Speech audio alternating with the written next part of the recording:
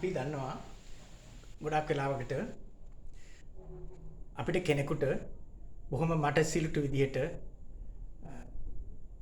බල කරන්නේ නැතුව තරහ ගන්නේ නැතුව අපිට අවවාදයක් දෙන්න සිද්ධ වෙනවා. එහෙම නැතිනම් අපිට අදහසක් ප්‍රකාශ කරන්න සිද්ධ වෙනවා.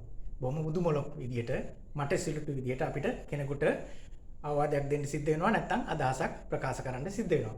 අදහසක් දෙන්න සිද්ධ වෙනවා. මෙන්න මේ වගේ අවස්ථාවක අපි ought to භාවිතා කරනවා. ought to භාවිතා කරනවා. අපි සාමාන්‍යයෙන් අපි කතා කරනකොට ought to කියලා මේක શબ્ද කරාට rapid speech එකේදී කියන්නේ අපි වේගෙන් කතා කරනකොට අපි මේක ought කියලා શબ્ද කරනවා. ought කියලා શબ્ද කරනවා. හොඳයි අපි එහෙනම් බලමු උදාහරණ කිහිපයක් අරගෙන ought to භාවිතා කරන්නේ කොහොමද කියලා. අපිට ගොඩක් වෙලාට අපි හිතමු මෙහෙම ළමයි නිින්දට යන්නේ නැතුව ළමයි රණ්ඩු වෙවි ඉන්නවා. නැත්නම් සෙල්ලම් කර කර ඉන්නවා. අපි તો සෙල්ලම් කර කර ඉන්නවා. දඟ කර කර ඉන්නවා. එතෙන්දී අපිට බොහොම ආදරෙන් බොහොම මුදු මොලොක් විදියට එයාලට අපිට කියන්න වෙනවා දරුවනේ දැන් නිින්දට ගියොත් හොඳයි නේද? දරුවනේ දැන් නිින්දට යන එක නේද තියෙන්නේ කියලා අපි බොහොම ආදරෙන් අපි බල කරන්නේ නැතුව සැර දාන්න නැතුව අපිට කියන්න සිද්ධ වෙනවා.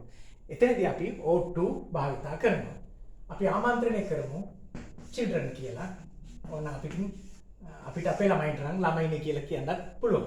Children, you ought to. Children, you ought to. අපිට ඕන අලුත් වචනයක් භාවිතා කරන්න පුළුවන් keep කියලා. keep කියලා කියන්නේ sleep කියන වචනයමයි. එහෙම නැත්නම් අපිට කියන්න පුළුවන් go to bed කියලා. තව ගොඩක් වචන තියෙනවා පස්සේ සාකච්ඡා කරමු. එතකොට මෙතෙන්දී මේ ought to එහෙම නැත්නම් ought මේ දෙක එකතු කරලා අපි ought කියලා શબ્ද කරන්න පුළුවන්. you ought keep. ඉතින් අපි to ආයේ භාවිත කරන්නේ නැහැ. you ought keep. ඔයාලා නිදා ගන්න ගියොත් කොච්චර හොඳද කියලා අපි කියන්නේ ඒ වගේ. you ought keep නැත්නම් you ought to keep නැත්නම් you ought to sleep නැත්නම් you ought to go to bed කියලා භාවිත කරන්න පුළුවන්. දැන් ඒතර බහැදී අපිට කෙනෙකුට බල කරන්නේ නැතුව බොහොම මට සිලුටු විදියට බොහොම තරහ ගන්න නැතුව අපිට කෙනෙකුට අවවාදයක් දෙන්න අදහසක් ප්‍රකාශ කරන්න ought to භාවිත කරනවා. හොඳයි අපි තව උදාහරණ කිහිපයක් ගමු. එක්ස්ට අවශ්‍ය වෙනවා එළියට යන්න නමුත් වහිනවා. x කියනවා it is raining. It is raining. I need to go out. I need to go out. It is raining වෙනුවට අපිට it is tipping it down භාවිතා කරන්න පුළුවන්. මේ දෙකේම තේරුම එකයි. tipping it down. tipping it down. මේ දෙකේම තේරුම එකයි. it is raining කිව්වත් it is tipping it down කිව්වත් තේරුම එකයි. නමුත් මෙතෙන්දී පොඩ්ඩක් අදහස් කරනවා ටිකක් තදට වහිනවා කියන එක. it is tipping it down. දැන් ඔන්න x කියනවා it is raining I need to go out. වහිනවා නැත්නම් it is tipping it down I need to go out. වහිනවා මට එළියට යන්න අවශ්‍යයි කියලා. හොඳයි. අපි බලමු නම් y දෙන අවවාදය මොකක්ද කියලා. දැන් මෙයා කුඩයක් අරගෙන නැතුව එළියට ගියොත් එයා තෙමෙනවා. If he goes out without a brolly, he might get wet. කුඩයක් නැතුව ගියොත් එළියට ඔහු තෙමෙනවා. මේක තමයි ඔහුට ලැබෙන possible bad consequence එක. ඒ කියන්නේ ලැබෙන සිදුවෙන නරක ප්‍රතිඵලය. එහෙමනම් බලමු අපි y දෙන අවවාදය මොකක්ද කියලා. y කියනවා you ought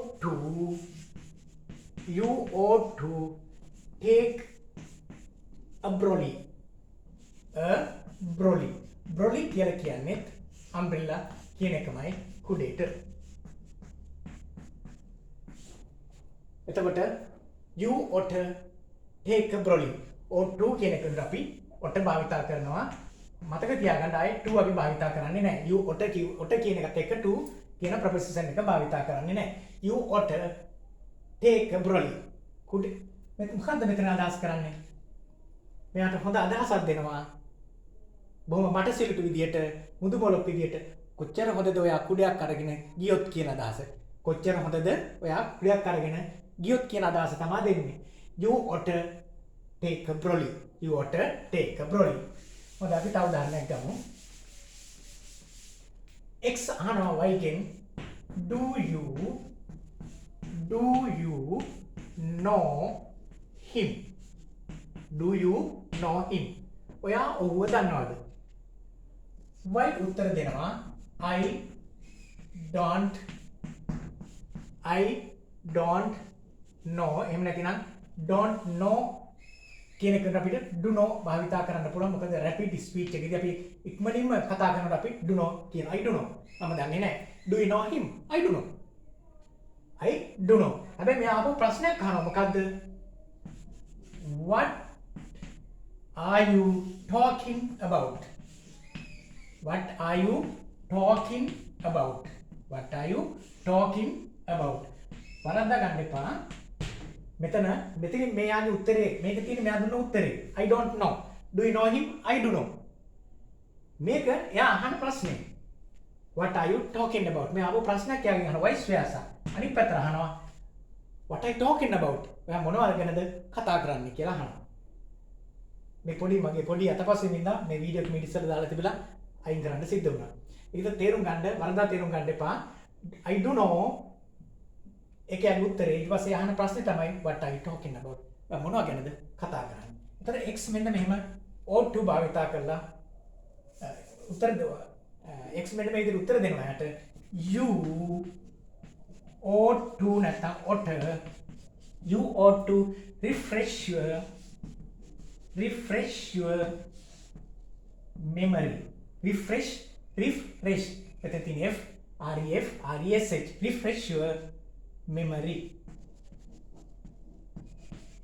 refresh your memory කියන්නේ නැවත මතක් කරගන්න නැත්නම් මතකේ අලුත් කරගන්න කියන අදහස තමයි refresh your memory කියලා අදහස් කරන්නේ. එතකොට x උත්තර දෙනවා. එතකොට බලන්න x කියනවා x ප්‍රශ්නයක් අහනවා do you know him?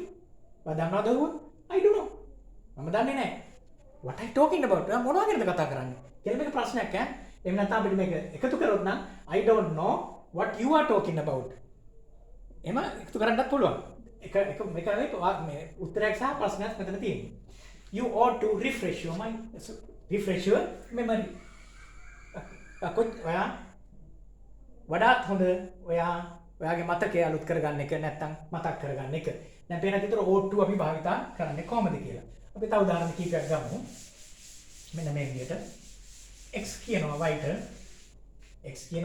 y I am මෙකොන්නම් අපිට contraction එක am going to කියන එකත් අපිට contract කරලා කියන්නේ contraction එක විදිහට නැත්නම් shorten කරලා එකතු කරලා අපිට gonna කියලා භාවිතා කරන්න පුළුවන්. I'm gonna. එතකොට to කියලා භාවිතා කරන්නේ නැහැ. I'm gonna meet my girlfriend. කවුද කියන්නේ? x කියනවා I'm gonna meet my girlfriend. නැත්නම් I'm going to meet my girlfriend. මම යනවා මගේ ගෑනු ළමයා මුල ගැහෙන්න. එතකොට y දෙනවා බොහොම මට සිලුට නැත්නම් බොහොම soft බොහොම කියන්නේ බල කරන්නේ නැතුව ඒ අදහසක් දෙනවා. මොකද්ද? You ought to නැත්නම් ought you ought to pop the question. මේ pop the question කියලා කියන්නේ විවාහ යෝජනාවක් ගේනවා. විවාහ යෝජනාවක් කරනවා කියන අදහස. You ought නැත්නම් ought to pop the question. propose කරනවා කියලා කියන්නේ මංගල යෝජනාවක් ගේනවා කියන propose ඒක තමයි pop the question කියන එකේ දෙකේම තේරුම එකයි. You ought to pop the question. කොච්චර හොඳද ඔයා යාට විවාහ යෝජනාවක් කරොත් කියන අදහස තමයි එන්නේ. You ought to pop the question. අපි තව උදාහරණයක් ගමු. x කියනවා she loves me so much. She loves me so much. එයා මට ගොඩාක් ආදරය කරනවා. She loves me so much. y දෙනවා බොහොම හොඳ අදහසක්. මොකද්ද? You ought to නැත්නම් ought her. You ought to splice her. You ought to splice her. ඔයා එයා විවාහ කරගත්තොත් මොනතරම් හොඳද කියන අදහස් දෙනවා. You ought to splice her. She loves me so much. why උත්තර දෙනවා. why අදහසක් දෙනවා. You ought to splice her. Splice get married. marry කියන අදහසම තමයි splice කියලා එන්නේ. ඒක පැහැදිලි ඔයගොල්ලන්ට කොහොමද ought to භාවිතා කරන්න කියලා. අපි තව උදාහරණයක් ගමු. X කියනවා I live මේක අපි શબ્ද කරන්නේ live කියලා. මොකද be වලින් අවසන් වෙනවා නම් ක්‍රියාපදේ අපි શબ્ද කරන්නේ half and I live from hand to mouth. I live from hand to mouth.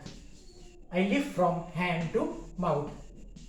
මම ගොඩාක් අමාරුවෙන් එදිනදා ජීවත් වෙනවා කියලා කියනවා. I live from hand to mouth. why දෙනවා පොඩි අදහසක් මොකද්ද? You ought to